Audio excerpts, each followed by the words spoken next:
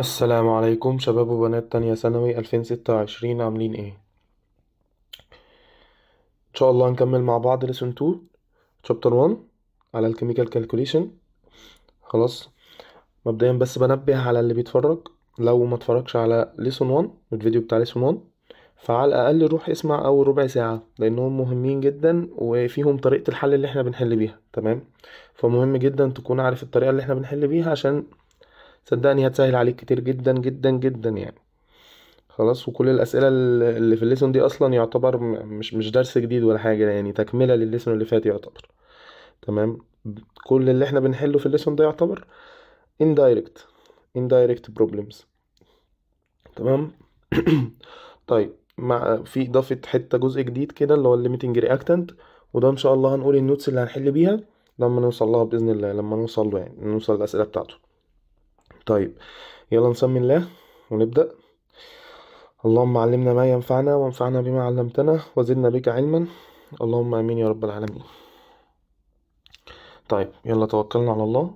question 1 بيقول لي what is the mass of aluminium in 306 gram of aluminium oxide. طيب مبدئيا نحدد ال given وال required. ال required عن ايه؟ ال required بيقول لي what is the mass of aluminium، اللي بعد what على طول هو الايه؟ ال required. خلاص، يبقى دي المعلومة اللي هو عايزها. طيب المعلومة اللي مديها لي 306 of aluminium oxide، يبقى ده الجيفن بتاعي. زي الفل قوي. حلو، اول حاجه نروح نعمل ايه؟ ايوه برافو عليك، بالانسد ايكويشن. طيب هنا تبقى عباره عن علاقه، مش بالانسد يعني. طيب الالومنيوم اوكسيد ده جواه كام الومنيوم؟ 2 الومنيوم، برافو عليك. 2 الومنيوم اين. تمام زي الفل. تاني حاجه هنحدد الجزئين. طيب الجزء الاولاني بتاع الالومنيوم اوكسيد مديني ايه عن الالومنيوم اوكسيد؟ مديني الماس، يبقى الجزء بتاعي هنا هو ماس على مولر ماس. برافو. وبس كده؟ لا يا مستر، في ملتبلاي ان. جدع مركز. تمام. يبقى نكمل الناحية التانية. ايكوال الجزء التاني بقى، ده اللي هو الايه؟ اللي عايز عنه معلومة. ده الريكوايرد، عايز معلومة ايه؟ ماس، يبقى برضو ماس over المولر ماس ملتبلاي الان. تمام زي الفل. بس خلاص بقت مسألة عبيطة، هنروح نعوض في كل حاجة. يلا بينا. الألمنيوم أكسيد الماس بتاعها مديهولي ب 306 جرام. تمام. المولر ماس هنروح نحسبه بسرعة بسرعة يلا. هنلاقي 270 سوري 27 27 multiply 2 plus 16 multiply 3 equal 102. ليه كده يا صاحبي؟ equal 102. تمام بس كده؟ لا، multiply ال n بكام هنا يا مستر؟ 1. برافو عليك، 1. حلو قوي. الماس بتاعي، الماس هنا بكام؟ ده اللي انا عايز اعرفه اصلا. طيب والمولر ماس؟ الالومنيوم ب 27، الان بكام؟ ب 2 اهي، 2. خلاص يبقى ملتبلاي 2. تمام. يلا نروح نعوض بقى، نحسبها. 27 ملتبلاي 2 ملتبلاي 306 اوفر 102 هيبقى ايكوال 162. يبقى الإجابة عندي تشويس بي. تمام، سؤال سهل. طيب question 2 بيقول لي what is the mass of sodium chloride which contain 5.75 of sodium جرام of sodium. زي الفل قوي. هنا تعالوا بقى نحدد برضو ايه، ما نتخضش عادي خالص. هنحدد برضو required. فين required؟ given ده الجيفن الاول. خلاص ده الجيفن بتاعي، المعلومة اللي مديها لي، والمعلومة اللي عايزها اللي بعد وات على طول. ده الايه؟ الريكوايرد. يبقى ده كده المعلومة اللي هو عايزها، الماس بتاع الصوديوم. المعلومة قصدي اللي مديها لي الماس بتاع الصوديوم، وعايز ماس الصوديوم كلورايد. طيب تعال الأول نعمل ايه؟ هنعمل علاقة بين الاتنين. طيب الصوديوم كلورايد ده اللي هو ال NaCl. ال NaCl. حلو قوي. بيبقى جواه قد ايه صوديوم؟ 1 Na. برافو. حلو. يلا نعمل الجزئين، نحدد الجزئين. الاول NaCl هو عايز عنه ايه؟ عايز الماس، يبقى الجزء بتاعي هنا ماس اوفر مولر ماس ملتبلاي الN. انا بعمل الN بلون تاني عشان ما تنساهاش، عشان هي مهمة جدا. طيب خلاص، الN ايه؟ مديني معلومة عنها وهي الماس برضو، يبقى ماس اوفر مولر ماس ملتبلاي الN. تمام زي الفل. يلا نعوض بسرعة. الماس ال NaCl ده اللي انا عايز اعرفه. خلاص المولر ماس نروح نحسبه بسرعة. 23 بلس 35.5 هيدينا 58.5 ملتبلاي ال N ب1. خلاص مش لازم انزل بيها، ال N ب1 اهي فوق اهي، اللي هي الجنب ال NaCl. خلاص. طيب الناحية التانية الماس بتاعي بكام؟ ال Na الواحدة لا اسف، الماس بتاعي 5.75. خلاص. المولر ماس بتاع ال N ايه 23، وال N هنا ب1، مش لازم انزل بيها عادي خالص، ملتبلاي 1 عادي. تمام. يلا بينا نشوف هتطلع بكام. 58.5 ملتبلاي 5.75 over 23 هيدينا 14.63. التشويس دي، يبقى الإجابة عندي تشويس دي. تمام زي الفل. Question 3 بيقول لي what is the mass of substance produced from complete burning of a strip of magnesium whose mass equal 12 جرام in air. طيب تعال نحدد ال required. بيقول لي ايه what is the mass of substance. قال لي what is the mass of substance ومحددليش ال substance. من هنا هروح انا احدد ال substance كده. خلاص. produced from complete burning of a strip of magnesium. خلاص، قطعة مغنيسيوم حرقتها. was mass equal 12 جرام. يبقى الماس بتاع المغنيسيوم ده كده الايه، الجيفن بتاعي ده كده، الجيفن بتاعي المعلومة اللي مديها لي ماس المغنيسيوم اللي حرقه 12 جرام. خلاص ان اير. طيب تعال نشوف الموضوع ده ازاي هيمشي. الام جي ماشي، قال لي حرقتها ان اير يعني في وجود الاو 2. تمام، حرقتها اهو، يدينا ام جي او. خلاص. طيب ناقص ايه؟ نعمل لها بالانس. دلوقتي عندنا 2 او دخلوا وواحدة خرجت، يبقى نحط هنا 2. طيب كده بقى عندنا 2 ام جي فنحط هنا 2 بس، كده بقت بالانسد وزي الفل. حلو قوي. يبقى هو عايز يعرف ايه؟ عايز يعرف الماس بتاع السبستانس اللي هو الام جي او اللي طلع نتيجة الحرق بتاع المغنيسيوم. خلاص، يبقى هو ده اللي عايز يعرف ايه الماس بتاعه. تمام كده. حلو قوي. يبقى السبستانس بتاعي هو الام جي او. خلاص احنا كده عملنا البالانسد ايكويشن.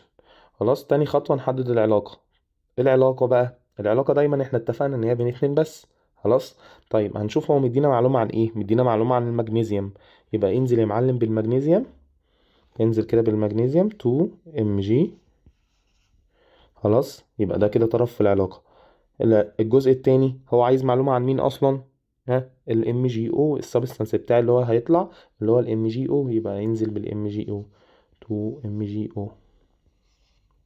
حلو قوي كده. كده انا خلاص حددت الايه العلاقة. تاني خطوة او تالت خطوة بقى بعد البالانسد ايكويشن وتحديد العلاقة، نعمل الايه، نحدد جزئين. يلا الجزء الاولاني عن الام جي. مديني هو ماس الام جي، يبقى هنا ماس على مولر ماس ملتبلاي الان. اوعى تنسى الان. تمام. طيب الناحية التانية هو عايز الماس بتاع الام جي او، يبقى برضو ماس، يبقى برضو هنا ماس. تمام، على مولر ماس ملتبلاي الان.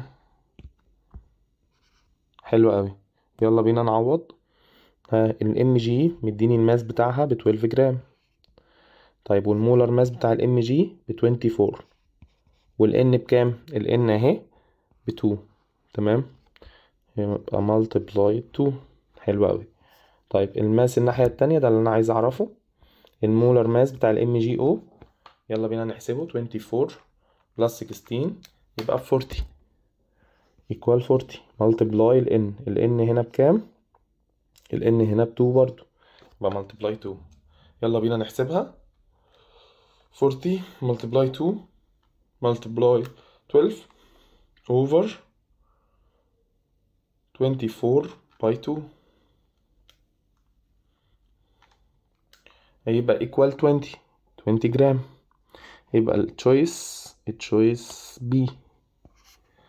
خلاص زي الفل، choice B. طيب السؤال اللي بعده question 4 بيقول لي butane burn according to the equation، ومديني الايكويشن وبالانسد. خلاص كتر الف خيره يعني. بيقول لي ايه بقى؟ what is the number of mole of carbon dioxide gas produced from burning 3 moles of butane. طيب تعالى الاول نقفش الريكوايرد اللي هو اللي بعد وات على طول، الريكوايرد اللي بعد وات على طول number of mole of carbon dioxide. حلو قوي، يبقى ده كده الريكوايرد بتاعي. ماشي، ده اللي هو ايه المعلومه اللي عايزها. حلو قوي. المعلومه اللي مديها لي بيقول لي from burning 3 mole of butane gas، يبقى هو مديني النمبر اوف مول بتاع البيوتان، ده كده الجيفن بتاعي. ماشي، يلا بينا نشتغل عادي جدا. البيوتان ده عباره عن ايه؟ جاز اورجانيك جاز. خلاص هناخده ان شاء الله في ثالثه ثانوي بالتفصيل. ده اللي بيكون موجود في الانبوبه بتاعه البوتاجاز بتاعه البيت اللي بنولع منها البوتاجاز. خلاص حلو قوي. طيب يلا بينا نكمل. ومدينا هو الفورمولا بتاعته، احنا مش علينا ان احنا نحفظها، السنه الجايه ان شاء الله هنحفظها ونبقى عارفينها يعني هنشبع اورجانيك. خلاص، انما هو لو جاب لك اورجانيك كومباوند السنه دي بيكون مديك الفورمولا بتاعته، هو بس بيجيب لك الاسم، فما تتخضش من الاسم. تمام. طيب يلا بينا نبدا حل. هنحدد العلاقه اللي بين الاتنين. بيقول لي البيوتان يعني C4H10. خلاص، وفي البالانسد ايكويشن جنبها 2، يبقى هننزل بالبالانسد ايكويشن بتاعتها بالبالانسد بتاعتها. تمام. وهو عايز ايه؟ عايز الكربون دايوكسيد، يبقى 8CO2. خلي بالك انا ما جبتش حاجه من عندي، ده من الايكويشن اللي هو مديها لي فوق اهو. تمام، من الايكويشن اللي هو مديها لي فوق. طيب زي الفل. يلا بينا نحدد ايه الجزئين. البيوتان مديني النمبر اوف مول، يبقى كده الجزء بتاعي هنا هيبقى نمبر اوف مول على 1 ملتبلاي n. الناحية التانية يبقى number of mole برضو. ليه؟ لأن هو برضو عايز يعرف النمبر of mole بتاع CO2، فيبقى number of mole على 1 multiply n. زي الفل. يلا بينا نعوض بسرعة. النمبر of mole بتاع البيوتان النمبر of mole بتاع البيوتان ب 3 مول. 3 مول، هو قال لي ان هو ب 3 مول of بيوتان جاز. خلاص، ال n بتاعتي في البالانسد ايكويشن هي 2، يبقى ننزل بالN ب2. حلو قوي، يبقى 3 over 2. الناحية التانية النمبر اوف مول ده اللي انا عايز اعرفه. خلاص، والN بتاعتي ب8. حلو قوي. يلا بينا كروس مالتيبليكيشن بسرعة. 8 multiply 3 over 2 equal 12. 12 مول. 12 مول زي الفل، يبقى تشويس سي الإجابة بتاعتنا. سؤال سهل وما تتخضش من الأسامي. خلاص يعني لما يجيب لك كومباوند غريب ما نعرفوش، ما تتخضش عادي خالص. احنا بنمشي بالخطوات بتاعتنا، نخش السؤال، نحدد الجيفن، نحدد الريكوايرد، نعمل نحدد الطرفين. خلاص، نحدد العلاقة اللي بين اللي بين اتنين بس، ونحدد جزئين ونعوض على طول. ماشي، وما ننساش ال n. question 5 بيقول لي from the reaction equation، مديني الايكويشن.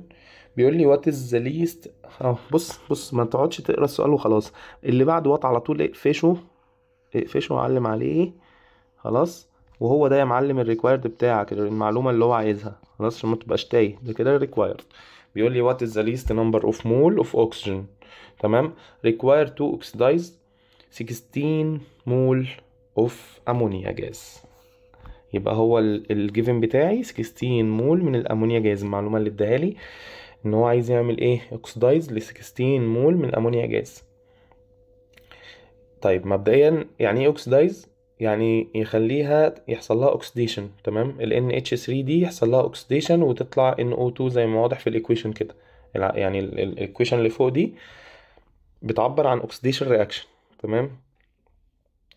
بالتفصيل قدام هنعرف يعني ايه اوكسدايزد ويعني ايه ريديوسد والكلام ده كله. بس خلينا دلوقتي في الايه في السؤال عندنا. ماشي، ما نتخضش من الكلام الغريب اللي احنا بنسمعه. كل حاجة قدام واحدة واحدة واحنا ماشيين هتوضح لنا. تمام. طيب الجيفن بتاعي 16 مول من الامونيا جاز، يبقى انا كده ايه اول حد في العلاقة بتاعتي ال NH3. خلاص ال NH3 ده جزء من العلاقة. طيب الجزء التاني مين؟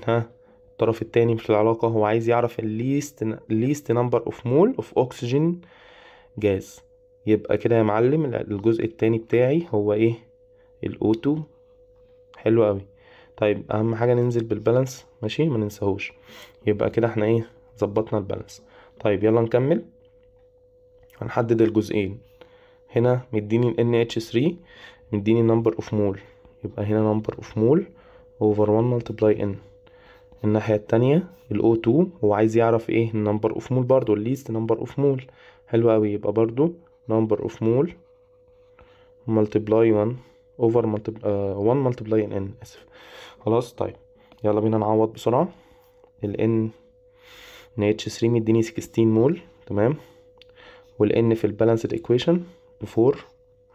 خلاص. الناحية التانية ده اللي انا عايز اعرفها. وال N هنا بكام في الايكويشن؟ ب7. تمام اوي كده. يلا بينا. 7 multiply 16، 7 multiply 16 over 4 equal 28 مول. equal 28 مول. يبقى كده choice B الإجابة بتاعتنا، مفيش أي مشكلة. question 6 بيقول لي اديني equation. خلاص Mg بلس نيتروجين اداني مغنيسيوم نيترايت. تمام. بيقول لي what is the number of mole. اقفش يا معلم. الجيفن بتاعنا ال required بتاعنا اهو number of mole of nitrogen gas، ده كده ال required. تعود على طول وانت بتقرا السؤال لأول مرة تحدد أجزائك عشان ما تضيعش وقت. خلاص كده احنا حددنا ايه ال required. يلا بينا نحدد الجيفن. react with 18 جرام of magnesium. يبقى كده ده الجيفن بتاعي 18 جرام of magnesium، المعلومة اللي اداها لي الماس بتاع المغنيسيوم اللي استخدمه. فور مغنيسيوم نيترايت كومباوند. يلا بينا دلوقتي الجيفن بتاعي مغنيسيوم، يبقى ده اول جزء في العلاقة. تمام. بس هننزل بالبالانس بتاعه، خلي بالك. ماشي. الجزء التاني في العلاقة هو عايز يعرف النمبر اوف مول اوف نيتروجين جاز، يبقى الجزء التاني هو ال N2. حلو قوي. يلا نحدد الجزئين. مديني معلومة ماس، يبقى هنا ماس على مولر ماس ملتبلاي ال N equal النيتروجين الناحية التانية النيتروجين عايز يعرف النمبر اوف مول بتاعها، فيبقى هنا العلاقة نمبر اوف مول على 1 ملتبلاي ال N. حلو قوي. يلا بينا نعوض بسرعة. الماس هنا بكام؟ هو قال لي 200 جرام. تمام. والمولر ماس ب 24. ال N هنا ب 3، يبقى باي 3. حلو قوي. الناحية التانية النمبر اوف مول ده اللي انا عايز اعرفه، وال N هنا بكام؟ ب1. تمام زي الفل. يلا نعوض على طول. يبقى 18 multiply 1 over 24 multiply 3 equal 0.25 مول. 0.25 مول. choice A. خلاص. اتمنى ان ما يكونش فيه اي مشاكل، الموضوع اسهل من السهولة. question 7 بيقول لي from reaction equation، ومديني equation طويلة. خلاص ولا يهزني، نخش على طول. يقول لي ايه what are number of moles and the mass of N2H4. تمام. حلو قوي. هنا المرة دي الريكوايرد بتاعي حاجتين، هو طالب النمبر اوف مول وطالب الماس بتاع ال N2H4. خلاص. يبقى كده ايه عندي هنا 2 required ولا يهزنا، عادي خالص، عادي خالص. ماشي. حلو. نكمل from reaction of 34 جرام of NH3. يبقى ده كده الجيفن بتاعي. طيب تعال الاول نروح نجيب النمبر اوف مول، ولما نجيب النمبر اوف مول نقدر نجيب الماس. خلاص ماشي. يلا بينا نشتغل عادي برضو خطواتنا. عندنا هنا العلاقة بتاعتنا ما بين ال NH3 اللي هو الجيفن، ماشي، والريكوايرد اللي هو ال N2H4. اهم حاجة ننزل بالبالانس. هنا 1 تمام، وهنا 2. ماشي، حلو قوي. تعالى بس ناخد الكلام ده على جنب كده عشان ايه ميبقاش فيه عشوائية، لان برضو المساحات ضيقة قوي. مش، تعالى نحل تحتين. تمام، ماشي. يبقى ال NH3 مديني ايه عنها؟ الماس، يبقى ماس على مولر ماس ملتبلاي ال N. تمام، ايكوال ال N2H4 مديني ايه، او عايز ايه عنها؟ عايز النمبر اوف مول وعايز الماس. طيب تحبوا تجيبوا ايه الاول؟ احنا لو جبنا الماس خلاص يبقى على طول هنقسمه ماس على المولر ماس، منها جبنا النمبر اوف مول. فيلا بينا انا ايه نجيب الماس على طول عشان ما نتلخبطش. ماشي، يبقى ماس على مولر ماس برضو ملتبلاي ال N. تمام. والله في حد كان عايز يقول لي يا مستر لا نجيب النمبر اوف مول الاول. عادي برضو هنجيب النمبر اوف مول نضربه في المولر ماس، جبنا الماس برضو عادي جدا. تمام. طيب الماس بتاعنا بكام هنا؟ الماس بتاع ال NH3 ب 34. تمام. المولر ماس بكام؟ ال NH3 14 بلس 3 H يبقى 17. 17 وال N ب 2 يبقى multiply 2 يبقى 17 by 2. خلاص. والماس هنا ده اللي احنا عايزين نعرفه. المولر ماس نحسبها بسرعة. ال N2 يبقى 14 by 2 plus 4 equal 32. 32 multiply 1 ال N ب 1 هنا اهو. خلاص، حلو أوي. يلا بينا نحسب على طول. يبقى 32 multiply 34 over 17 by 2 equal 32. يبقى كده الماس equal 32 جرام. حلو قوي. يلا نحسب المولر النمبر اوف مول. هو ماس على المولر ماس. نمبر اوف مول بتاع مين؟ بتاع ال N2H4. يلا بينا. ماس اللي هو 32 اوفر المولر ماس اللي احنا لسه جايبينه ب 32. خلاص، يبقى ده كده 1 مول. يبقى كده 1 مول و32 جرام، يبقى تشويس دي. خلاص، سؤال سهل جدا. ماشي. question 7 بيقول لي how many molecule of NO2 are produced from reaction of 180 gram of NO gas with excess of oxygen gas according to reaction. مديني reaction. طيب احنا برضو قلنا دايما بنروح نحدد ال required وال given وملناش دعوة بالكلام الكتير. how many خلاص، وبعدها molecule of NO2 يبقى ده كده الايه ال required بتاعي. تمام. are produced from reaction of 180 gram of NO gas. يبقى ده كده ال 180 gram of NO gas ده الجيفن بتاعي.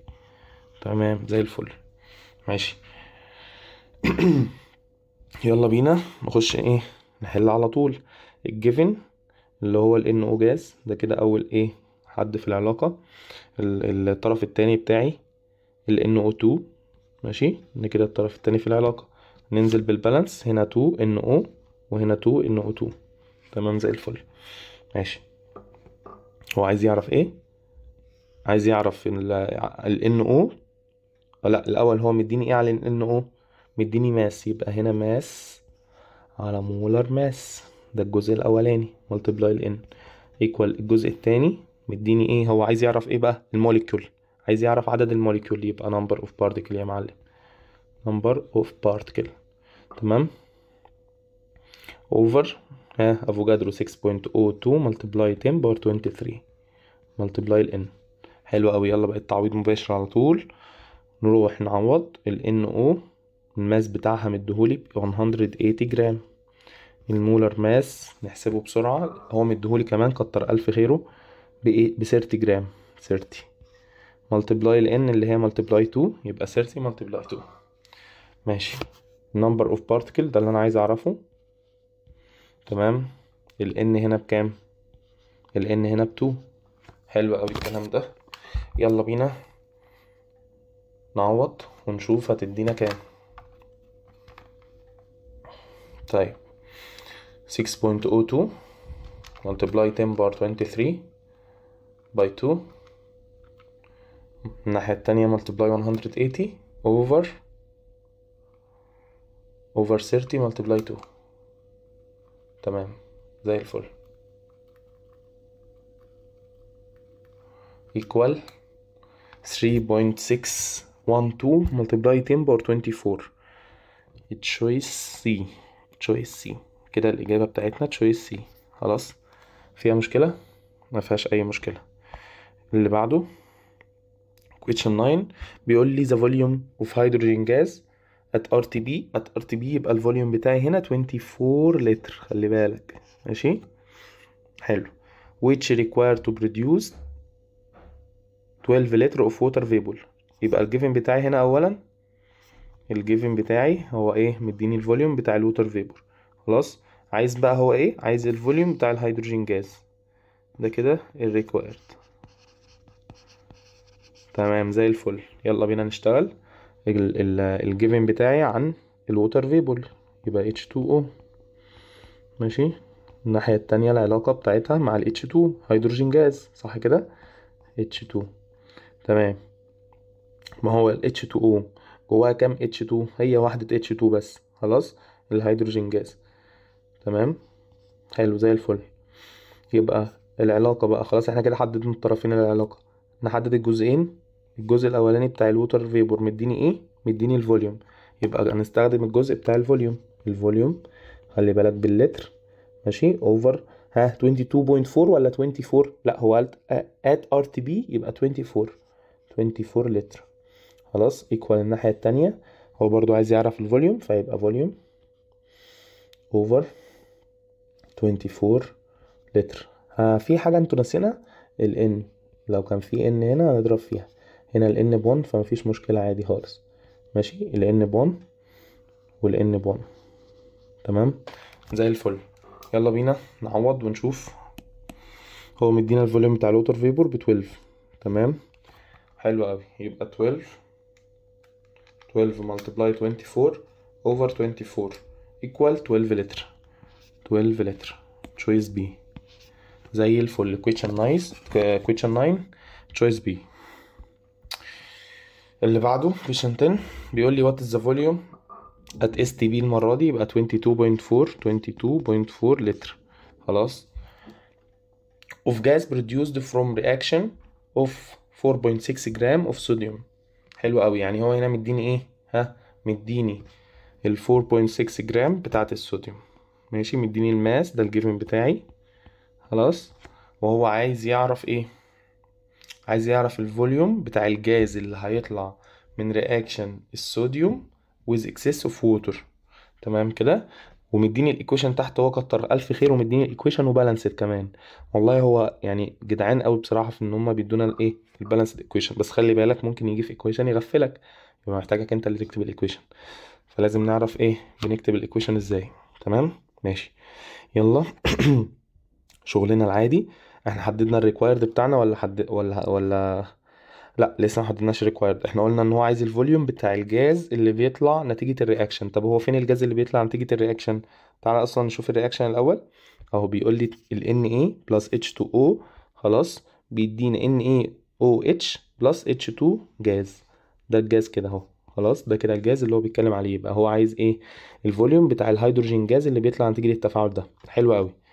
طيب يلا بينا نشوف هنشتغل ازاي دلوقتي. نحدد الايه؟ طرفين العلاقة. نحدد طرفين العلاقة. اول واحد عندي معلومة عنه وهو الايه؟ الصوديوم. يبقى اول واحد عندي في العلاقة هو الصوديوم 2Na. ماشي، الناحية التانية الطرف التاني هو عايز يعرف الجاز بتاع الايه؟ الفوليوم بتاع ال H2 جاز. خلاص، يبقى التاني H2 جاز. كده انا حددت الطرفين. خلاص، نشتغل بقى خطواتنا عادي جدا خالص. يبقى عندي هنا المعلومة اللي مديها لي ماس، يبقى ماس على مولر ماس مالتبلاي ال N. تمام. ال H2 ال H2 بتاعتي هو عايز يعرف الفوليوم بتاعتها، يبقى فوليوم اوفر ايه بقى؟ at STB سوري at STB يبقى 22.4 لتر. تمام زي الفل قوي كده. يلا نعوض بسرعة. الماس بتاعي هنا قال لي ب 4.6 جرام. 4.6. المولر ماس بتاع الصوديوم ب 23. المفروض كان هو مديهولي هنا، هو كتر خيره 23. تمام، ملتبلاي ال N. ال N هنا ب 2 يبقى 2 ملتبلاي 23. والفوليوم ده اللي انا عايز اعرفه. خلاص زي الفل. خلي بالك برضو هنا كان المفروض نكتب ملتبلاي ال n، بس ال n ب1. ماشي تمام. يلا بينا نعوض. 46 multiply 22.4 over 23 by 2 equal 22.4 لتر. 22.4 لتر choice B. يبقى question 10 choice B الإجابة. question 11 what is the volume of NO2 which is produced. استنى بس قبل ما نكمل عشان ما نتوهش. هو بيقول لي what is the volume of NO2 gas. يبقى هو ده كده الريكوايرد بتاعي. تمام. which is produced from reaction of 30 ملي of NO gas. يبقى ده الجيفين بتاعي. خلاص ده كده الجيفين بتاعي 30 ملي of NO gas نيتروجين مونوكسيد with excess of oxygen gas at same temperature and pressure. at same temperature and pressure يعني هو موحد التمبريتشر والبريشر. خلاص يعني at STP. تمام كده اللي هي الستاندرد تمبريتشر اند بريشر. المفروض يعني عشان يبقى ادق، هي مش تفرق ماشي، بس كان المفروض ادق يعني ان هو يقول at standard temperature and pressure بدل سيم دي. خلاص طيب احنا هنعتبرها ان هي ستاندرد. ماشي طيب يلا بينا نشتغل. الجيفن بتاعي عن مين؟ ال NO، يبقى ال NO طرف في العلاقة. required عن مين؟ ال NO2، يبقى ال NO2 طرف في العلاقة. ومن الايكويشن ننزل بالبالانس. خلاص حلو قوي. يلا نحدد الجزئين. الجزء الاولاني بتاع ال NO مديني معلومة عنه وهو الفوليوم. خلاص يبقى الفوليوم باللتر خلي بالك. ماشي over 22.4 لما احنا اعتبرناها ان هو standard temperature and pressure equal. الناحية التانية هو عايز يعرف الفوليوم برضو، فيبقى الفوليوم باللتر. خلاص over 22.4 لتر. خلي بالك multiply n هنا ومultiply n هنا. تمام زي الفل. يلا بينا نعوض. الفوليوم هنا باللتر بكام؟ هو مدهوني بالملي لتر. خلي بالك بقى انا ما ينفعش اشتغل بالملي، لازم احوله باللتر، واحنا بنحول من الملي لللتر عن طريق multiply 10 باور نيجاتيف 3. تمام كده خلاص. يبقى ننزل بالرقم ده ونحط جنبه multiply 10 باور نيجاتيف 3. كده انا حولته باللتر. يبقى 30 multiply 10 باور نيجاتيف 3. ال n هنا كام؟ ال n هنا ب2، يبقى 22.4 multiply 2. خلاص الناحية التانية الفوليوم ده اللي انا عايز اعرفه اصلا، وال n هنا برضو ب2، يبقى multiply 2. تمام زي الفل. يلا بينا نعوض. 30 by 10 باور نيجاتيف 3. تمام multiply 22.4 by 2 over 22.4 multiply 2. هتلاقي الايكوال 0.03 لتر. 0.03 لتر تشويس دي الإجابة. خلاص ماشي زي الفل. question 12 بيقول لي what is the mass of volume what is the volume what is the volume of H2 gas at STP which is produced from the reaction of 12.15 gram of magnesium with excess hydrochloric acid with excess of hydrochloric acid. تمام زي الفل. يلا بينا هنحدد ايه. خلاص احنا متهيألي الأسئلة اتهرست. اتمنى بقى لو انت بتتفرج عليا وعمال تنقل اجابات وخلاص تكون موقفني وبتحاول تحل، لان الاسئله والافكار عماله تتكرر، مفيش اي حاجه جديده. احنا خلاص طالما اتسيستمنا داخلين اي سؤال في الدنيا مهما كانت مجعلصها قد ايه ومكبر الموضوع قد ايه وحاطط كلام مختلف انا مش فاهمه. احنا داخلين نحدد الريكوايرد ونحدد الجيفن. حددنا الاتنين دول خلاص، خطواتنا بقت ثابته. خلاص نحدد طرفين العلاقه، نحدد جزئين، نحل على طول. خلاص بقى تعويض مباشر. تمام. فأتمنى إنك تكون بتحاول تحل بإيدك قبل ما تسمعني. طيب بيقول لي what is the volume of H2 gas. ده كده الريكوايرد بتاعي at STP يعني 22.4 لتر. تمام. which is produced from reaction of 12.15 gram of magnesium. خلاص يبقى ده كده الجيفن بتاعي، المعلومة اللي مديها لي. with excess of hydrochloric acid. تمام زي الفل. المرة دي بقى هنا للأسف ما طلعش جدع ومش مديني ايه balanced equation، فلازم انا اللي اروح اكتب البالانسد equation. تمام يلا بينا نروح نكتبها. بيقول لي الرياكشن ما بين الام جي بلس اتش سي ال هيدروكلوريك اسيد اتش سي ال. تمام يعني يطلع لنا ايه ام جي سي ال 2 بلس اتش 2. خلاص يلا نعمل البالانس. دخل عندنا سي ال سي ال واحده، خرجت 2 سي ال، يبقى نحط هنا 2. تمام يبقى كده بقى عندنا 2 اتش وخرجت 2 اتش، 2 سي ال خرجوا 2 سي ال، واحدة ام جي خرجت واحدة ام جي، فكده الايكويشن دي بالانس وزي الفل. ماشي يلا بينا نشتغل خطواتنا. اول حاجة بيقول لي عايز الفوليوم بتاع ال H2 جاز، يبقى ده كده ايه طرف اول في العلاقة. الطرف التاني مين؟ مغنيسيوم، عشان هو مديني الماس بتاعه، يبقى ده الطرف التاني. حلو قوي. ماشي هو هنا عايز الفوليوم، يبقى فوليوم باللتر over 22.4 multiply ال N بيساوي الناحية التانية مديني الماس بتاع المغنيسيوم، فيبقى ماس over molar mass multiply ال N. حلو يلا نعوض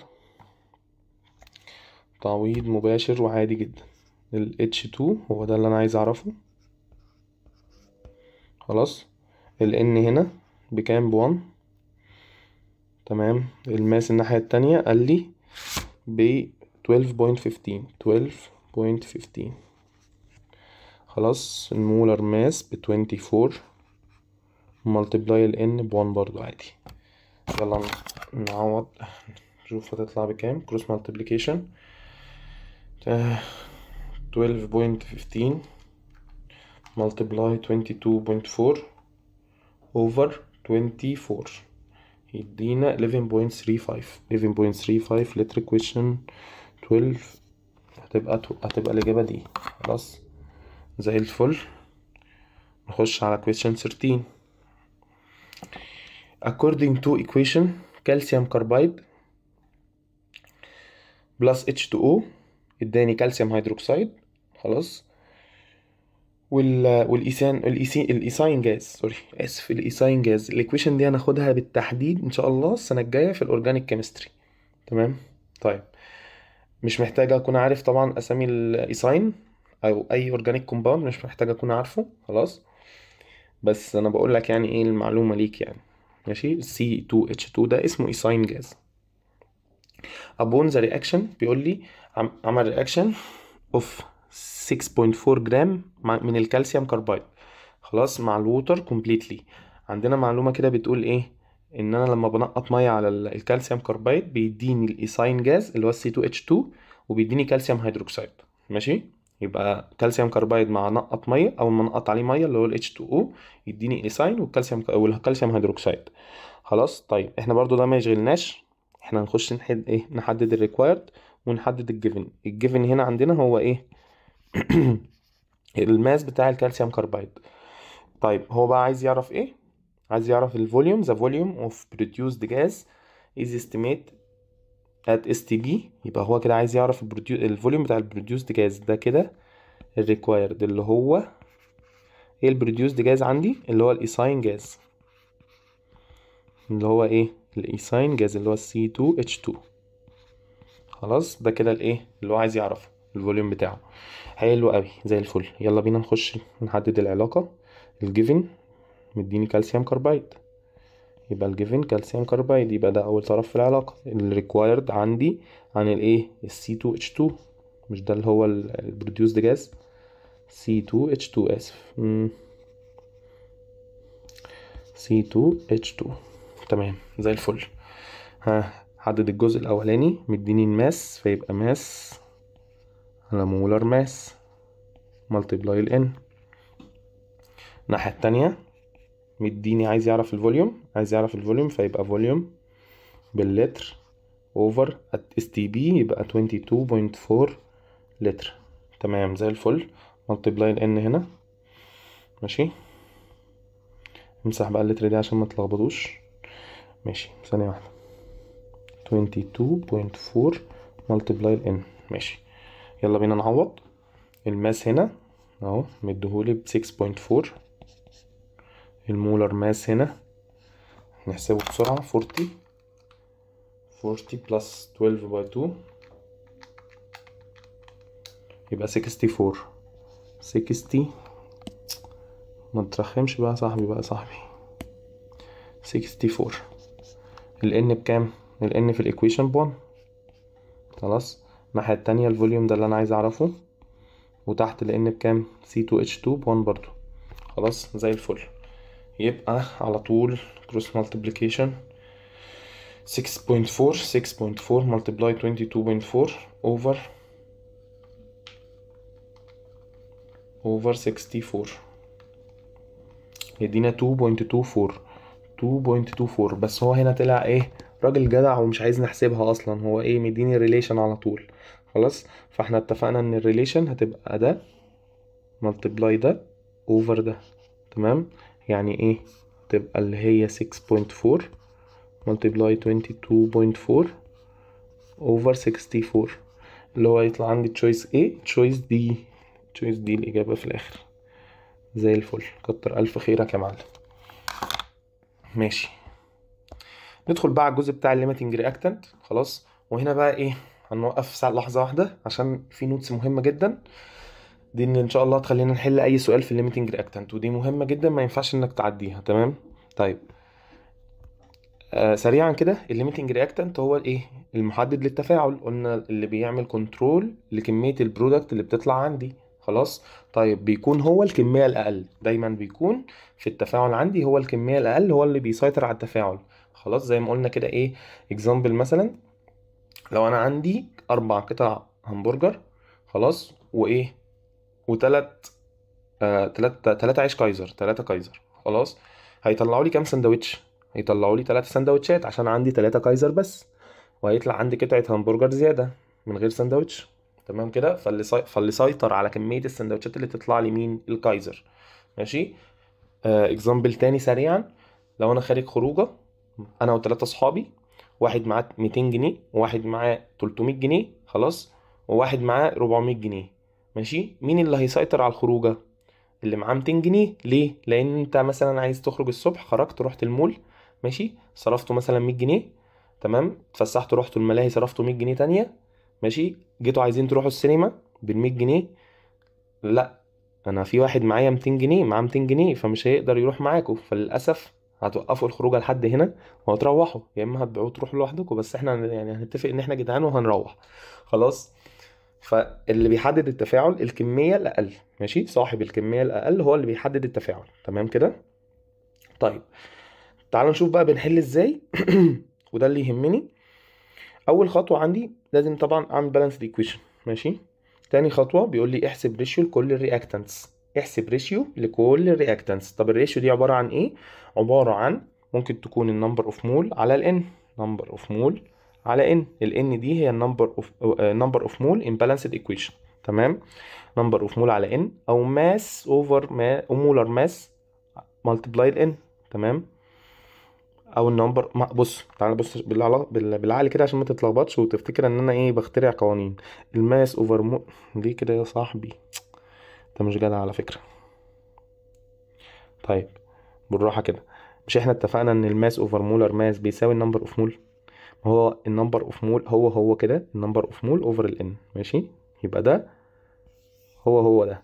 خلاص نفس الكلام ده برضو هو النمبر اوف مول على ان. ماشي نمبر اوف بارتيكل على افوجادرو في ان. خلاص او فوليوم على 22.4 في ان ده لو ات اس تي بي، او 24 ده لو ات ار تي بي. ماشي طيب بحدد هستخدم انهي رول او انهي ريشيو عن طريق الايه الجيفن اللي مديهولي. ماشي لو هو مديني فوليوم هستخدم الفوليوم، لو مديني نمبر اوف بارتيكل فهستخدم الايه الجزء الريشيو بتاع النمبر اوف بارتيكلز. ماشي طيب تالت خطوه بيقول لي اللي عنده اقل ريشيو هو المسيطر، هو الليميتنج رياكتنت. خلاص فانا بحسب الريشيو. بعد ما بحسب الريشيو لكل الرياكتنتس اللي هم قبل السهم عندي ايكويشن، اي ايكويشن A بلس B خلاص يطلع لنا C. A و B دول هما الايه الرياكتنتس. ماشي فبروح احسب الايه ريشيو لكل واحد منهم. تمام، حلو قوي. واقل واحد او اقل ريشيو هو الليميتنج رياكتنت، هو المسيطر، هو الليميتنج رياكتنت، هو اللي بيحدد لي التفاعل، هو اللي بيطلع لي بيحدد لي كميه البرودكت. تمام. طيب بيقول لي لو سالك، خلي بالك بقى النوت دي مهمه جدا، بيقول لي لو سالك عن كميه حاجه في البرودكت او حاجه في الرياكتنت، دايما دايما دايما بعمل العلاقه مع الليميتنج رياكتنت. الليميتنج رياكشن او الليميتنج رياكتنت اللي انا حددته هو ده اللي انا بعمل معاه العلاقه. خلاص، ده اللي بيخش معايا في العلاقه. ليه طيب يا مستر؟ ليه ما استخدمش مثلا لو انا معايا معلومه عن 2 رياكتنت وهو طالب كميه البرودكت، ليه ما استخدمش اي واحد من الرياكتنت؟ ما هقول لك عشان لو انت استخدمت الحاجه التانية اللي هي مش الليميتنج رياكتنت، اللي هي هيتبقى منها او الاكسس، فانت كده استخدمت كميه مش دقيقه، كميه في منها ما دخلش في التفاعل. بمعنى ايه؟ واحنا بنحل هوضح لك اكتر الموضوع ده. خلاص، في اسئله اوضحها لك بالظبط انا اقصد ايه. بس خلي بالك، طالما هو سالك عن كميه حاجه في البرودكت او كميه حاجه في الرياكتنت، دايما دايما دايما بعمل العلاقه مع الايه الليميتنج رياكتنت. تمام. تمام، تعالى بينا نخش نكمل حل. طيب question 14 بيقول لي substance A react with substance B according to the equation، ومديني الايكويشن. خلاص، بيقول لي what is the limiting reactant of A reaction of 2 mole of A with 1 mole of B. ده هو هنا ماشي، مدينا النمبر اوف مول. خلاص، لحظة واحدة انا اسف، مدينا النمبر اوف مول هنا بتاع A والنمبر اوف مول بتاع B. حلو قوي، وعايز يعرف مين الليميتنج رياكتنت.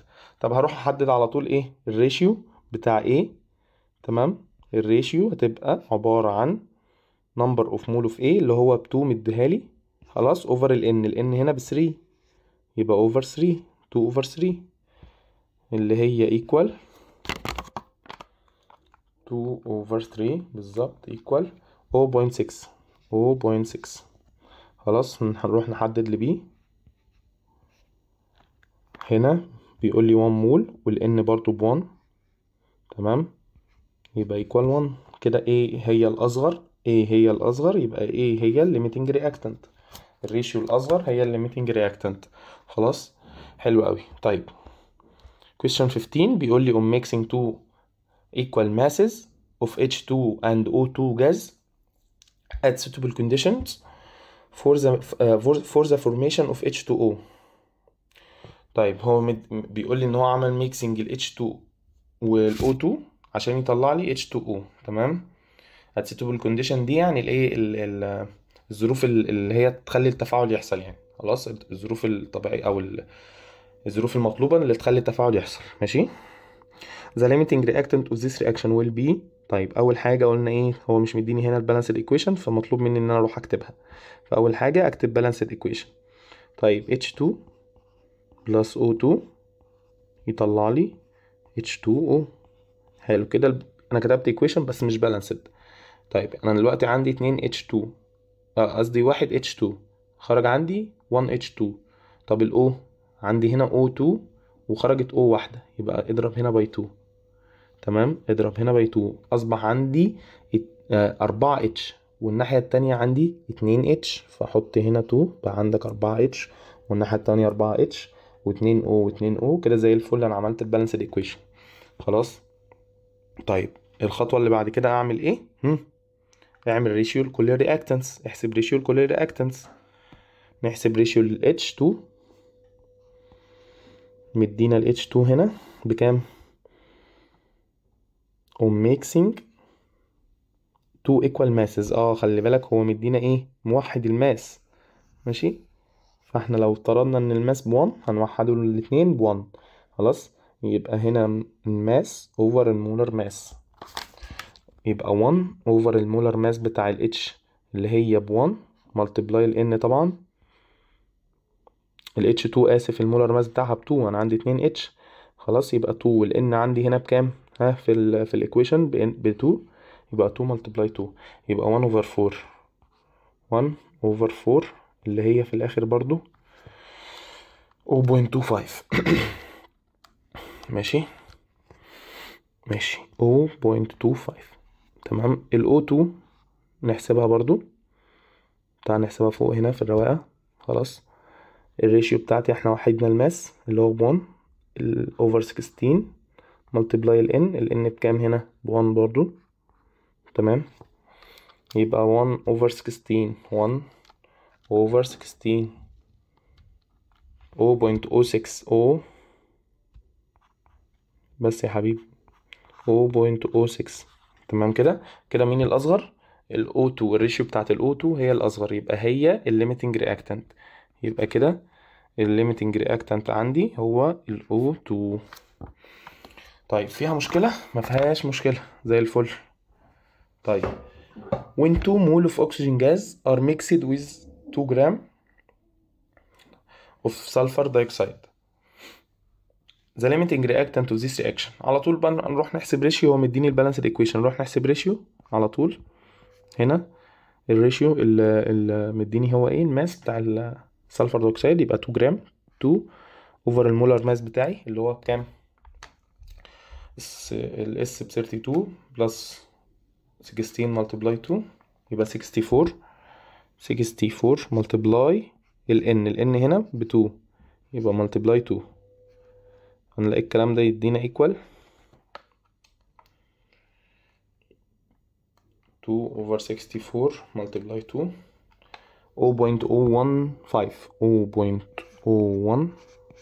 0.015. خلاص، حلو قوي. نحسب الريشيو بتاعت ال O2.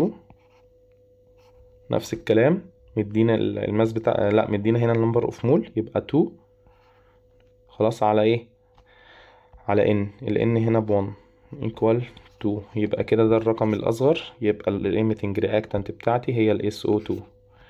ال SO2 question 16 choice A الإجابة الصحيحة. حلو قوي. 17 كل الأسئلة لحد هنا سهلة جدا، خلي بالك. وعامة المعاصر في الجزء بتاع limiting reactant هو جايب أسئلة سهلة قوي بجد يعني. اتفرج على الفيديو، في فيديو هتلاقيني كاتبه بعنوان limiting reactant. خلاص، كان الهوم ورك اللي في الملزمة بتاعتي، أنا منزله على القناة هتلاقيه موجود. خلاص، اتفرج عليه، في بجد كمية أفكار أسئلة تحفة. في هم حوالي 8 أسئلة أنا حللهم في الفيديو ده. هم 8 أسئلة كلهم ضرب نار بجد، فمهم جدا انك تكون اتفرجت عليهم يعني. خلاص، طيب ال question 17 بيقول لي مديني رياكشن وبيقول لي adding 12.04 by 10 power 23 molecule of NaOH. خلاص، ومديني number of particles بتاع ال NaOH. ماشي، to an amount of HCl، ومديني الماس بتاع الايه؟ الووتر. مديني الماس بتاع الووتر يلدس 18 جرام. يلدس دي يعني بيطلع او بيديني 18 جرام اوف ووتر. تمام. طيب اعمل ايه؟ انا هنا مديني معلومه عن رياكتنت واحد بس، مش 2 رياكتنت. مديني معلومه عن ال NaOH ومش مديني معلومه عن ال HCl. في الحاله دي اعمل ايه؟ والله هشتغل بالجزء اللي احنا كنا بنشتغل بيه قبل الليميتنج رياكتنت، وهروح اجيب معلومه عن ال HCl. طب اجيبها ازاي يا مستر؟ مش احنا معانا جيفن اللي هو الووتر، صح كده؟ معانا جيفن. تمام، هنعتبر ده required.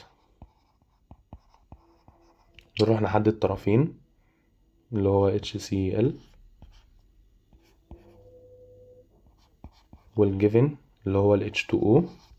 ننزل بالبالانس، اهم حاجة البالانس مظبوط وزي الفل. ماشي، هنا 1 وهنا 1. نحدد الجزئين. عايزين نعرف ايه عنه؟ اي حاجة بقى، اسهل حاجة نمبر اوف مول يا عم. بنجيب النمبر اوف مول، يبقى هنا نمبر اوف مول ماشي اوفر n.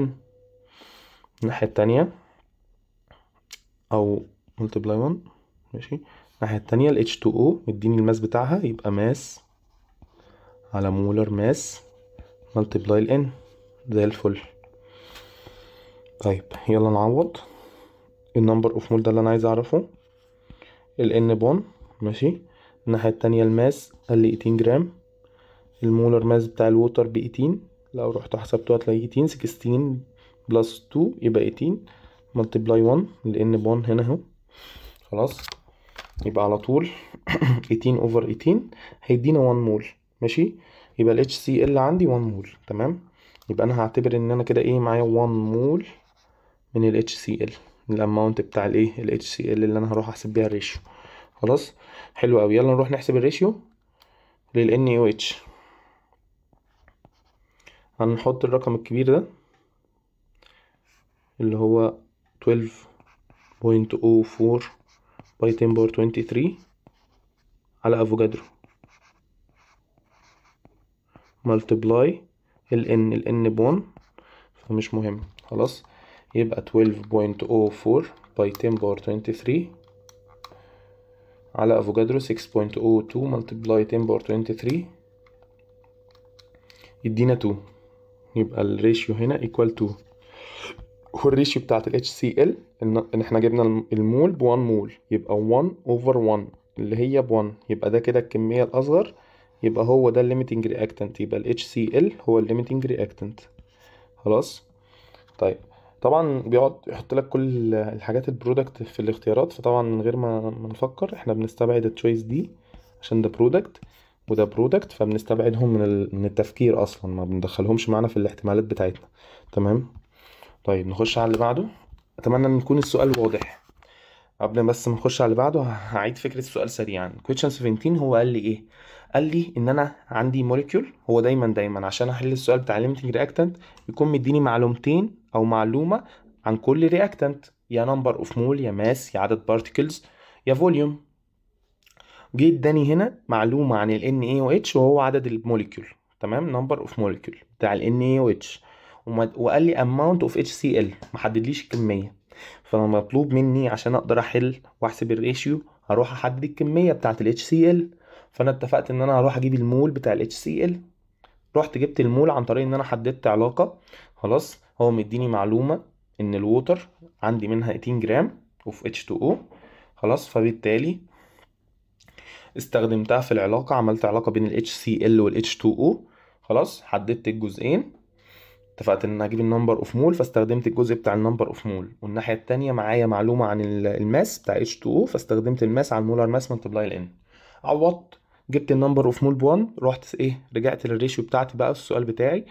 خلاص حسبت الريشيو لكل واحد، لقيت ده ال NaOH ب2 وال HCl ب1، فيبقى ال1 هي الأصغر، فيبقى هي الايه المسيطرة، هي الليميتنج رياكتنت بتاعتي. تمام زي الفل. question 18 بيقول لي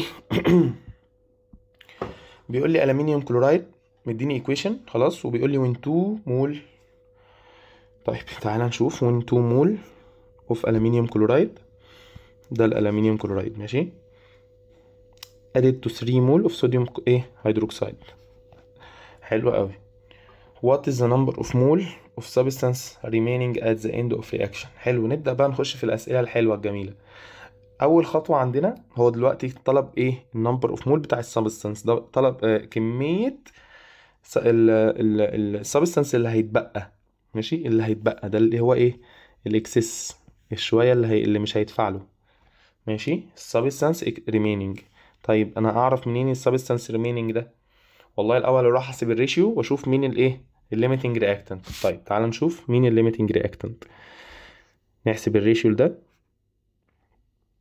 هنا مدينا 2 مول اوفر 1 يبقى ايكوال 2. الناحيه التانية هنا مدينا 3 مول اوفر 3، ال N ب 3 يبقى ايه ايكوال 1. يبقى كده ده الليميتنج رياكتنت بتاعي. خلاص حلو قوي. استفاد بقى من المعلومه دي ايه؟ استفاد ان ال NaOH ده هيتفاعل كله، هيتفاعل كله. خلاص وده هيتبقى، ده زيادة مش هيتفاعل كله. ماشي، هيتبقى منه شوية.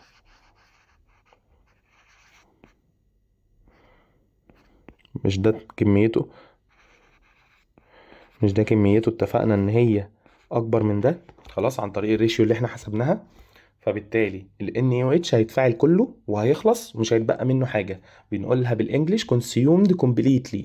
تمام، او completely consumed. خلاص الالمنيوم كلورايد هيتبقى منه شوية، فهو ده السبستانس ريميننج اللي هو عايز يعرف النمبر اوف مول بتاعه. يبقى هو عايز يعرف نمبر اوف مول مين اللي هو الكمية الأكبر. خلاص أنا حددت الليميتنج رياكتنت اللي هو ال NaOH، ده الكمية الأصغر، ده اللي بيتفاعل كله. فبالتالي التاني هو الكمية الأكبر هو اللي هيتبقى منه. ماشي، حلو أوي. يبقى أنا عايز أعرف النمبر أوف مول بتاع الكمية الأكبر بتاع اللي هيتبقى منه ده. تمام، حلو أوي. طيب يلا نحدد العلاقة بتاعتي ما بين الألمنيوم كلورايد. خلاص، ده اللي أنا عايز أعرف النمبر أوف مول بتاعه ما بين مين بقى. خلي بالك هنا أهو، قلت لك إيه؟ لو سألك عن كمية حاجة في البرودكت أو حاجة في الرياكتنت، دايما دايما دايما بعمل علاقة مع الليميتنج رياكتنت. فنجري هنا على طول، هتبقى العلاقة مع الليميتنج رياكتنت اللي هو 3NaOH. حلو قوي. ماشي، طيب يلا بينا نشوف هنعملها ازاي. احنا ليه مزنقين على نفسنا؟ طيب دلوقتي هو عايز النص الاولاني، عايز ايه؟ عايز يعرف النمبر اوف مول بتاع الالومنيوم كلورايد. عايز يعرف النمبر اوف مول اوفر ايه؟ اوفر ال N ملتبلاي 1. الناحية التانية انا معايا معلومة النمبر اوف مول، هو قال لي ان انا استخدمت 3 مول من الصوديوم هيدروكسيد، يبقى هنا برضو يبقى نمبر اوف مول اوفر N ملتبلاي 1. ماشي زي الفل. يلا يا معلم نعوض ال N نمبر اوف مول ده اللي انا عايز اعرفه. هو بقى حد يقول لي يا مستر ليه؟ ما هو مدينا ال 2 مول اوف الومنيوم كلورايد. ما احنا اتفقنا ان ال 2 مول دول مش كلهم بيتفاعلوا. احنا اتفقنا ان ال 2 مول دول شوية منهم هيتفاعلوا وشوية هيتبقى زي ما هو خلاص مش هيتفاعل. فانا ما ينفعش استخدمهم ليه؟ لان انا لسه ما اعرفش الشوية اللي اتفاعلوا دول قد ايه. ده انا رايح اعرف دلوقتي الشوية اللي اتفاعلوا دول قد ايه. يعني النمبر اوف مول اللي انا رايح احسبه ده اللي هو اتفاعل، النمبر اوف مول اللي اتفاعل. طب بعد ما اجيب النمبر اوف مول اللي اتفاعل اقدر بقى ساعتها احسب النمبر اوف مول اللي ما اتفاعلش عن طريق ان انا اعمل 2 ماينس النمبر اوف مول اللي اتفاعل، يتبقى لي اللي ما اتفاعلش. خلاص طيب النمبر اوف مول هنا بكام؟ هو قال لي في السؤال اهو ب 3 مول، 3 مول. ماشي، والان هنا ب 3. خلاص يبقى 3. حلو قوي. والان هنا بكام؟ الالومنيوم كلورايد ب 1. حلو قوي. يلا بينا يا معلم نعوض. هنعمل كروس مالتيبليكيشن، يبقى 3 over 3 equal 1 equal 1. يبقى انا كده جبت النمبر اوف مول اللي اتفاعل equal 1. ماشي، طيب انا عايز بقى اعرف اللي ما اتفاعلش، يبقى 2 ال remaining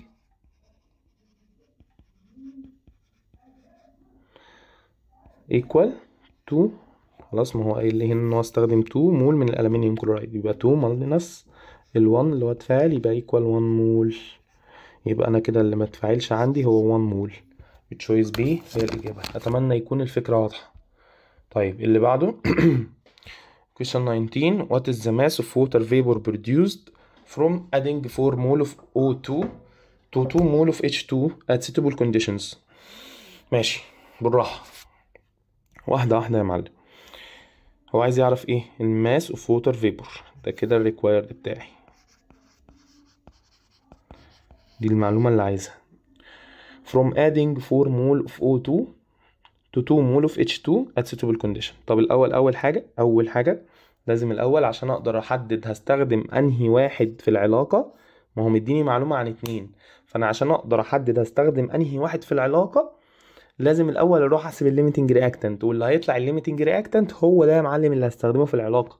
ركز بقى في الحتة دي عشان الحتة دي مهمة أوي وهتوقعك في حاجات كتير قدام. لو فهمتها كويس خلاص كده يا معلم انسى الدرس ده بقى حمادة بالجنزبيل. طيب يلا بينا نكتب بالانس ايكويشن. H2 لسه كاتبينها من شويه فوق خلاص، فالمفروض بقى خلاص بقى الموضوع سهل يعني. H2O اتفقنا ان هنا عندنا 2 O وخرجت واحده O، يبقى هنحط هنا 2 ونحط هنا 2 كده بالانس ايكويشن. تمام زي الفل. نحسب الريشيو. الريشيو بتاعت ال H2 النمبر اوف مول بتاعها مدوري ب 2، الريشيو ال N هنا ب 2 برضو يبقى equal 1. ال O2 النمبر اوف مول ب 4 وال N ب 1 يبقى equal 4. يبقى كده ال H2 هي الليميتنج رياكتنت، حلو قوي. يبقى هي دي يا معلم اللي هتخش معايا في الايه، في الريليشن، هي دي اللي هتخش معايا في العلاقة. يبقى انا هستخدم كده ال H2 عشان اروح احسب ايه؟ الماس بتاع الوتر فيبر بتاع ال H2O. تمام، وانزل بالبالانس يا معلم. اهم حاجة هنا 2 وهنا 2. تمام زي الفل. طيب انا عايز اعرف ايه، انا معايا الاول هنا معلومة عن المول بتاع ال H2، يبقى هنا number of mole over ال N multiply ال 1. الناحية التانية هو عايز يعرف الماس بتاع ال H2O، يبقى ماس over المولر ماس multiply ال N. زي الفل. يلا نعوض. النمبر اوف مول هنا بكام؟ ب2، والN بكام؟ ب2. حلو قوي. الماس ده اللي انا عايز اعرفه، المولر ماس بتاع الووتر ب18. احفظها بقى، 16 بلس 2 يبقى 18. 18 ملتبلاي 2 عشان هو هنا ال N ب2. تمام ماشي زي الفل. يلا يا معلم كروس ملتبليكيشن، يبقى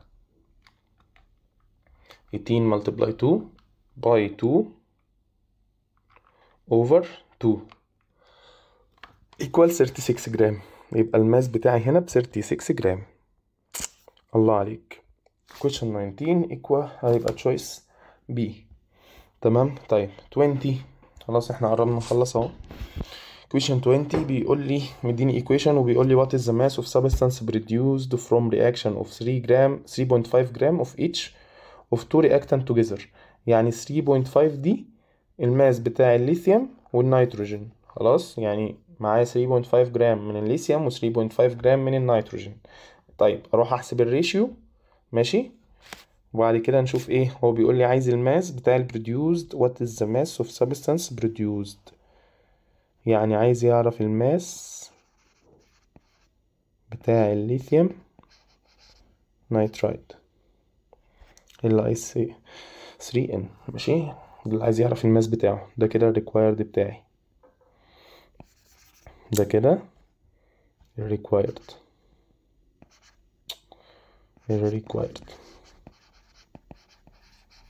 طيب قبل اي حاجه لازم نروح نحسب الريشيو الليثيوم والN 2. الليثيوم نحسب الريشيو بتاعها بيساوي مدينا الماس 3.5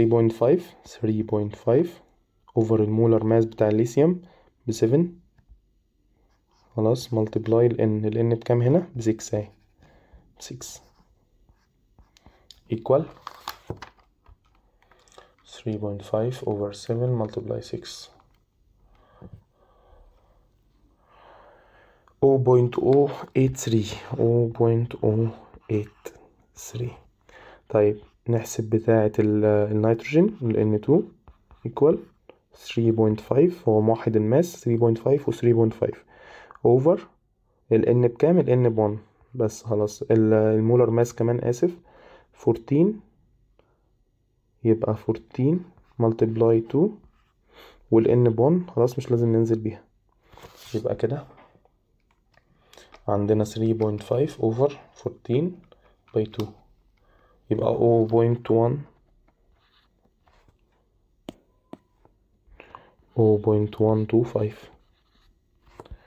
تمام. يبقى كده مين أكبر؟ ها، ال N2 هي الأكبر، فالليثيوم هي الأصغر، يبقى ده limiting reactant. ده كده limiting reactant. ماشي زي الفل. حددت limiting reactant كده يا معلم. نروح نحسب على طول الماس بتاع الليثيوم ايه نيترايد اللي هو البروديوسد اللي هو البرودكت. خلاص ماشي. يبقى انا كده العلاقة بتاعتي ما بين الليثيوم نيترايد لازم نحط البالانس ماشي، وما بين الليميتنج رياكتنت اللي هو الليثيوم 6 Li. تمام زي الفل. معايا معلومة ايه؟ الماس. معايا معلومة الماس عن الليثيوم، يبقى ماس اوفر مولر ماس ملتبلاي ال N. وهنا هو عايز برضو الماس، فيبقى ماس اوفر مولر ماس ملتبلاي ال N. حلو اوي. يلا يا معلم نعوض. هنا الماس ده اللي انا عايز اعرفه، المولر ماس بتاعي نحسبه بسرعة. 7 by 3 plus 14 35. ال N ب 3 يبقى باي 3. خلاص الماس الناحية التانية ب 3.5 والمولر ماس ب7. خلاص ال N ب 6 يبقى multiply 6. ماشي نحسب بقى على طول. يبقى 3.5 باي 35 باي 3 35 باي 3 over 7 باي 6 equal 8.75. يبقى كده الماس بتاعي 8.75 مش موجود في الاختيارات. طب احنا عملنا حاجة غلط كده، ثانية واحدة نعيد الحسابات بتاعتنا. الماس بالليثيوم ماشي 3.5، وهنا الان بس احنا اتلخبطنا، والان ب2 مش الان بتاعت الليثيوم نيترايت ب2 مش ب3، اسف، الان هنا ب2 مش ب3. خلاص، شفت بقى يا معلم، شفت غلطة صغننة خالص بوظت لنا السؤال كله. يبقى هنا multiply 2، الان هنا ب2 اهي فوق اهي في الايكويشن ب2، احنا اللي اتلخبطنا معلش اسف. يلا نحسبها تاني بسرعة. 3.5 multiply 35 by 2 over 7 by 6 equal 5.83. هي دي choice دي الإجابة، choice دي الإجابة زي الفل. طيب question 21 مديني equation خلاص، ومديني number of mole للنيتريك أسيد اللي هو ال HNO3 والنمبر of mole بتاع الكالسيوم كربونات ماشي، وبيقول لي which is the following is correct after the end of reaction. حلو قوي. اول حاجه تعالوا نحسب الليميتنج رياكتنت، بعد كده هنخش على تشويس نشوف ده معلومه صح ولا غلط. خلاص، هو مديني نمبر اوف مول بتاع كذا حاجه مختلفه ماشي. التشويس سي والتشويس دي هتلاقيه بيقول لك ان انا عندي كذا مول من الكالسيوم كربونات ان رياكتد يعني ما تفعلوش، او كذا مول من النيتريك اسيد ما تفعلوش برضو. خلاص، فهنشوف. تعالوا الاول بس قبل اي حاجه نروح يا معلم نحسب الريشيو بتاعت الكالسيوم كربونات.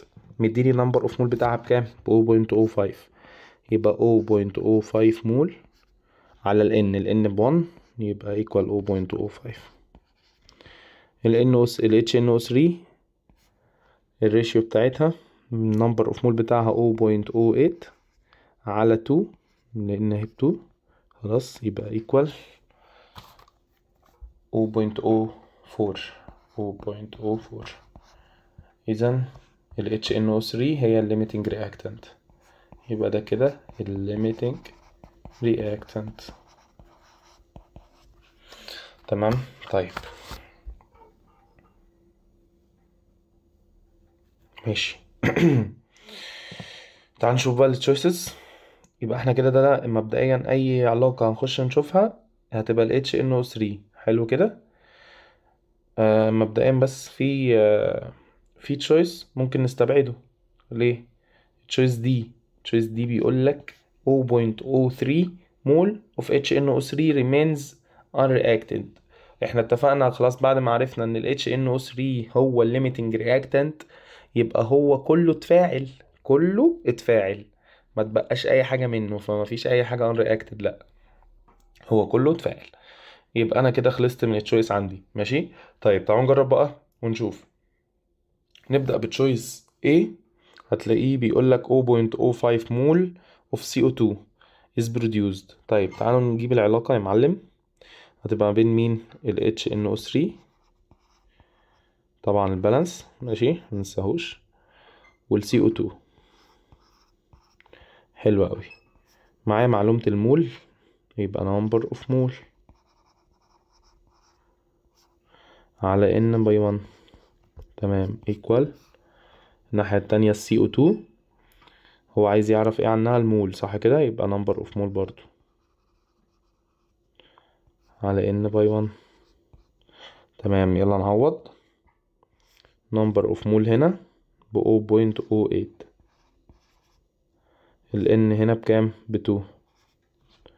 الناحية التانية ده اللي انا عايز اعرفه، ال N ب1. يلا يا معلم cross multiplication، 1 multiply 0.08 over 2 يبقى 0.04 حلو. هو هنا بيقول لك 0.05، لا يبقى كده choice A اجابة غلط. تمام، نخش على تشويس بي. بس تعالى نمسح الكلام ده عشان ايه ما نتلخبطش. ماشي، تشويس بي 0.08 مول من الكالسيوم نيتريت is produced. تعال نشوف 2HNO3 ده أول طرف في العلاقة. فين الكالسيوم نيتريت؟ كالسيوم نيتريت هتلاقيه في البرودكت اهو، كالسيوم نيتريت. خلاص، متأكد ان احنا نازلين بالبالانس. نحدد العلاقة هنا مول، ماشي. الناحية التانية مول برضو عشان هو بيسألني على المول.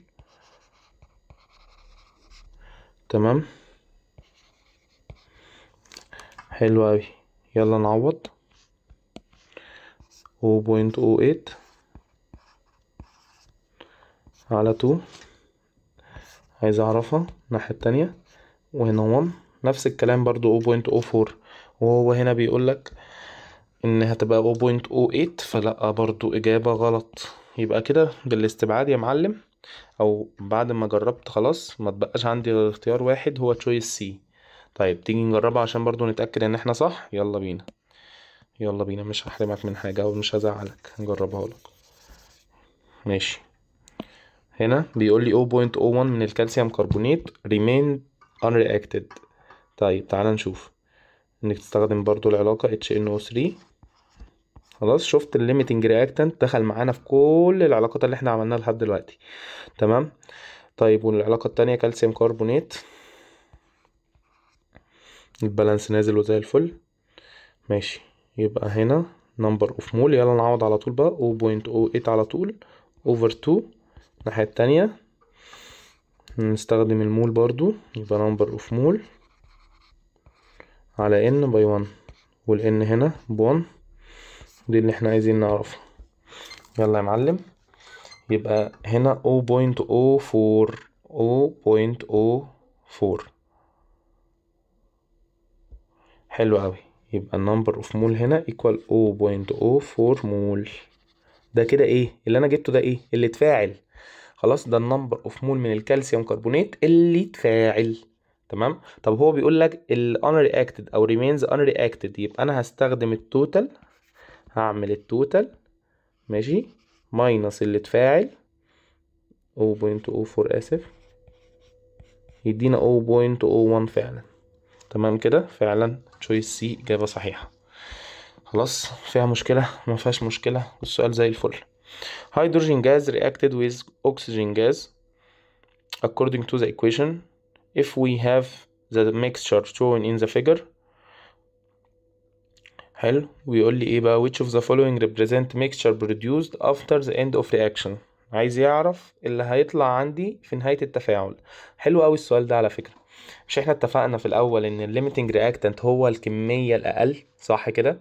طيب تعالى بس قبل اي حاجة افكرك بالاكزامبل بتاع سندوتش الهمبرجر. لما كان عندنا 3 كايزر خلاص و4 همبرجر، عمل لنا كام سندوتش؟ 3 سندوتشات، صح كده؟ يعني انا بستخدم الكمية الصغيرة هي اللي بتحدد لي كمية البرودكت. مظبوط الكلام ده؟ مظبوط الكلام ده. طيب انا هنا هعرف منين يا مستر الكمية الصغيرة؟ بص يا معلم، تعالى الاول نشوف انا عندي كام H2 وكام O2. دلوقتي انا عندي ادي 1، تعالى نعدهم كده بسرعة. ادي 1 2 3 4 5، عندي 5 O2، صح كده؟ يبقى هنا تعالى نكتب بالرصاص كده 5 O2. خلاص، وال H2 تعالى نعدهم يلا بسرعة.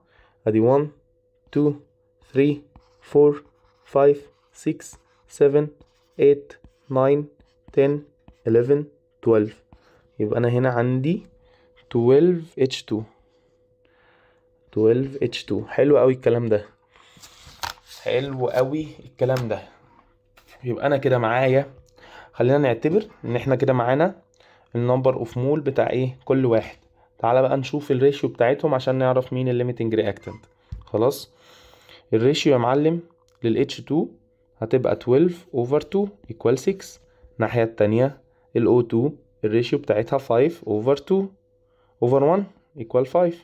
يبقى ده هو الليميتنج رياكتنت، يبقى ال O2 هي الليميتنج رياكتنت. تمام تمام قوي يا مستر، زي الفل. طيب هنحل السؤال ازاي برضو؟ حلو قوي. احنا عندنا كام O2 اتفقنا؟ عندنا 5 O2 اسف، ماشي 5 O2. يبقى انا المفروض هيطلع عندي كام موليكيول من ال H2O؟ بص يا معلم، احنا لو فككنا كل O قسمناها نصين، O2 قسمناها نصين، قسمناها نصين، قسمناها نصين، قسمناها نصين، خلاص. فالمفروض يطلع عندي 10 H2O موليكيول، 10 H2O موليكيول، ماشي اهو. الموليكيول من الواحد فيه 2 O، خلاص. الموليكيول الواحد فيه 2 O، واحنا اتفقنا ال H2O بيكون فيها O واحدة، فلو قسمنا ال O2 دي نصين يبقى هيطلع كام؟ 10 H2O. هيطلع عندي 10 H2O. طيب تعالى بقى نشوف في الاختيارات مين اللي مديني ال 10 H2O. طب 10 H2O وهيتبقى كام مول من ال H2، او هيتبقى كام H2 عندي ما استخدمتهمش؟ طيب تعالى الاول نشوف ال 10 H2O دول. 10 H2O يعني انا كده استخدمت كام مول، كام H2O؟ 10 H2. يعني هيتبقى عندي 10 H2 و5 O2، خلاص. يعني هيتبقى عندي 2 H2 زيادة، خلاص كده. دول زيادة مش هيتفعلوا، تمام. مش احنا اتفقنا ان احنا عندنا 12 H2، فهيتبقى عندي 2 H2 زيادة، خلاص. تعالى بقى نشوف فين في الاختيارات اللي هنلاقي مديني H2 زيادة. 2 H2 زيادة و 10 H2O. هو هتلاقي تشويس دي هو اللي مديك ال 2 H2، خلاص اهو. تعالى كده نعلم عليهم عشان تبقى باينه لك اهو. ادي H2 ماشي، وادي H2، تمام كده. دول الاتنين H2 زيادة. تعالى بقى نعد ال H2O. ادي 1 2 3 4 5 6 7 8 9 10. زي الفل كده، انا اتأكدت من اجابتي ان هي الصح، بس زي الفل. طيب في حد ممكن يقول لي ليه ما اختارش تشويس ايه يا مستر؟ التشويس ايه هو مديلك 10 H2O ولكن مديك H بس، H اتوم، H اتوم، H اتوم، مش H2 اتوم، خلاص. مش H2 موليكيول، اسف، مش H2. احنا اتفقنا ان احنا هيتبقى عندنا H2 على بعض زي ما هما 2 H2 على بعض، ما حصل لهمش اي تفاعل، خلاص. وتشويس سي مديني ال H2 فعلا ولكن مديني 5 H2O بس، مش 10. هنا مديني ال H2O ومش مديني الايه، ال H2، خلاص. فبالتالي الإجابة دي هي الإجابة الصحيحة بتاعتنا. وكده نبقى خلصنا التشويسز بتاع ليسون 2. إن شاء الله فيديو تاني نحل فيه الإساي كويشنز. السلام عليكم وشكرا ليكم جدا اللي كمل لحد هنا، ولو استفدت ياريت تعمل لايك وسبسكرايب.